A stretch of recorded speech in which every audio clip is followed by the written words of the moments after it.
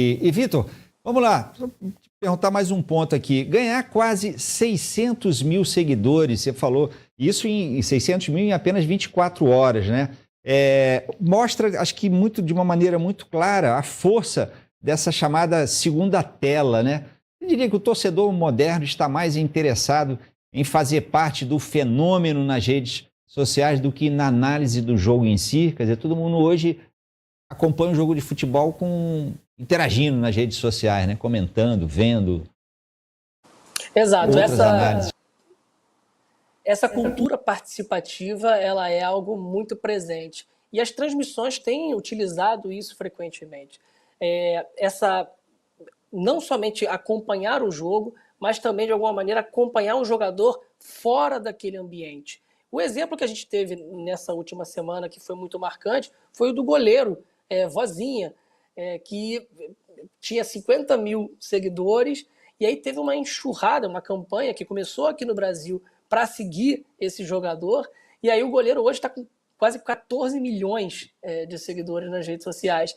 Isso é muito interessante, porque de fato vai criando algumas conexões essas que são muito marcadas pela comunicação digital. Né? Quando a gente acompanhava a Copa do Mundo pelo modelo televisivo tradicional, você tinha outros elementos que se tornavam, que criavam esse tipo de conexão. Né?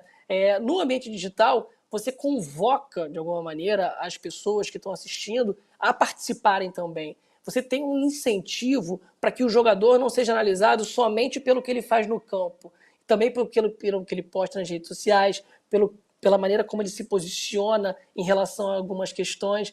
Então, todos esses elementos, eles são elementos que estão no jogo. E um jogador hoje, ele precisa lidar com esse cenário. É muito difícil que a gente tenha jogadores que consigam, por exemplo, focar a carreira no campo. Sobretudo as grandes celebridades, né? A TV, os canais de fofoca, a mídia, o interesse das pessoas. As pessoas querem saber muito sobre a vida pessoal desses jogadores e alguns conseguem fazer esse bloqueio. O Endrick até agora tem conseguido fazer de alguma maneira isso. O Vinícius Júnior até pouco tempo atrás conseguia fazer isso de alguma maneira. Então, assim, eles têm muitos seguidores, mas também eles usam esse canal, que são as próprias redes sociais, como canais quase que institucionais. Né? Tem muito pouca espontaneidade no tipo de conteúdo que se coloca ali. São equipes profissionais de comunicação que estão lidando com estratégias comerciais, que estão lidando com estratégias comunicacionais, né, para construir uma reputação em torno daquele jogador.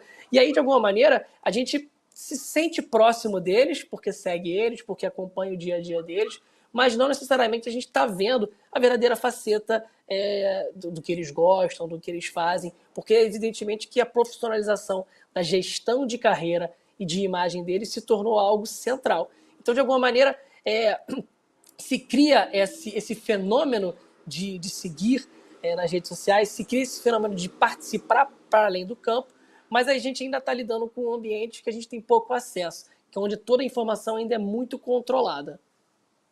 Agora, isso é uma característica muito forte do Brasil, do brasileiro, das brasileiras também, né? Claro, essa questão das redes sociais, né? É uma coisa que o Brasil se diferencia, me parece, de uma maneira muito, muito clara do resto do mundo até. Dá para dizer isso? Por exemplo, você falou essa questão do Vozinha. Foi uma iniciativa, acho que lá da Cazé TV, pelo menos acho que foi eles que começaram incentivando para as pessoas seguirem, e aí milhões de seguidores. Acho que a imensa maioria deles vieram do Brasil, né? De seguidores do Brasil. O Brasil é muito diferente do resto do mundo nessa questão das redes sociais? O Brasil é muito diferente do resto do mundo. Isso é muito interessante, Tardan, porque isso acontece em eventos esportivos de diversos portes. Então, a gente está falando, por exemplo, a Copa do Mundo de Clubes, né? Ela entendeu muito claramente que os times brasileiros atraíam muita atenção. Mas não só isso. O Globo de Ouro, né, no contexto da premiação do Wagner Moura e da Fernanda Torres, ele também ganhou seguidores. Os posts que mencionavam brasileiros, eles tinham uma projeção gigantesca, se tornaram os posts mais mencionados no ano dessas páginas. Então tem, de alguma maneira, uma certa uma mania dos brasileiros. Os brasileiros gostam muito de participar nas redes sociais e quando eles estão em diálogo com o mundo, eles se transformam ainda mais. eles se tornam ainda mais participativos, eles gostam de valorizar a cultura, eles entram em brigas internacionais. Então nós, os brasileiros, nós temos essa característica e evidentemente que os meios de comunicação do Brasil utilizam isso, mas também essas instituições internacionais, Globo de Ouro, Oscar, Copa do Mundo de Clubes, entre outros, também pegam uma carona nisso e vez ou outra fazem alguma menção ao Brasil, porque sabem que vão ter um engajamento muito alto. Muito bem, Vitor Piaia, Fundação Getúlio Vargas, do Rio de Janeiro, né? Muito obrigado.